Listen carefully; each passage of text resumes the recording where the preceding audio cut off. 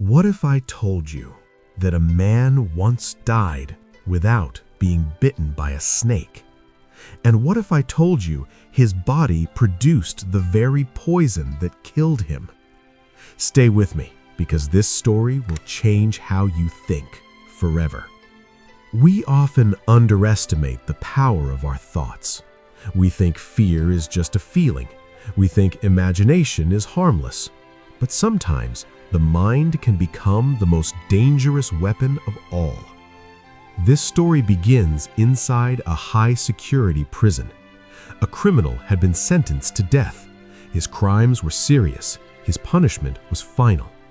But before the execution, a group of researchers requested permission to conduct a psychological experiment on him. Their proposal was strange. Instead of a traditional execution, they wanted to study the effects of fear on the human body. Permission was granted. The prisoner was taken from his cell and brought into a large laboratory room inside the prison facility. In front of him, inside a thick glass container, was a large venomous snake. Its hood flared, its eyes were sharp, its body coiled, ready to strike. The lead researcher looked at the prisoner and said calmly, "Tomorrow morning, this snake will bite you. Its venom will stop your heart within minutes. You will feel the poison spread through your body, and then everything will go dark." The prisoner's face drained of color. He stared at the snake, and from that moment, fear took control. That entire night, he did not sleep. He imagined the bite. He imagined the venom. He imagined his heart stopping. His body began reacting before anything even happened. His breathing became shallow. His pulse increased. Sweat covered his forehead. The next morning, guards came for him.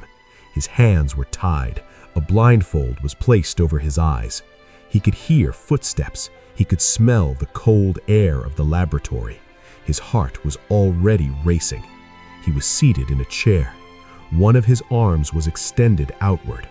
The researchers spoke softly, intentionally loud enough for him to hear. "Be careful. Hold the snake firmly. Make sure it strikes properly." The prisoner trembled. He felt something touch his skin. Then suddenly, 2 sharp pinpricks pierced his arm. In reality, it was only 2 small safety pins pressed into his skin. No venom, no snakebite, no poison. But the prisoner did not know that. Within seconds, he screamed, "My arm! It's burning!" His breathing became erratic. His body began shaking violently. His mind had already accepted the reality. The snake had bitten him. His heart rate spiked dangerously high. His blood pressure surged. His nervous system went into extreme shock.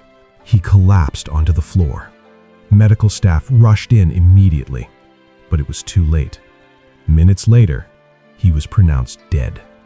No venom was found in his bloodstream, no toxins, no snakebite marks. The official cause of death? Acute physiological collapse triggered by extreme psychological shock. His fear had activated such an intense stress response that his body shut down. This is what psychologists call the nocebo effect, when negative belief causes real, measurable physical harm. The mind believed death was coming, and the body obeyed. Let that sink in. Nothing poisoned him. Nothing attacked him. His thoughts killed him. Now ask yourself something important. How many times have you told yourself, "I will fail. I am not good enough. This will go wrong. Something bad is going to happen"? Your brain listens. Your body responds.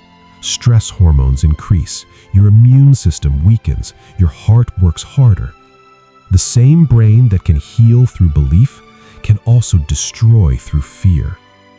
This is why 2 people can face the same situation. One rises stronger and the other collapses under pressure. The difference? Belief.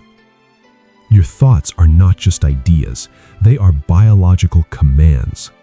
The prisoner died not because of venom, but because his mind accepted defeat before the battle even began. And here's the most powerful part of this story. If negative belief can harm you, positive belief can transform you.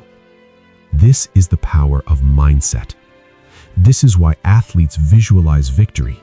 This is why patients sometimes recover faster when they believe they will heal. This is why confidence changes outcomes. Your brain does not always distinguish between imagination and reality. It reacts to what you consistently tell it. So if you constantly feed it fear, it will prepare for danger. But if you feed it strength, it will prepare for success.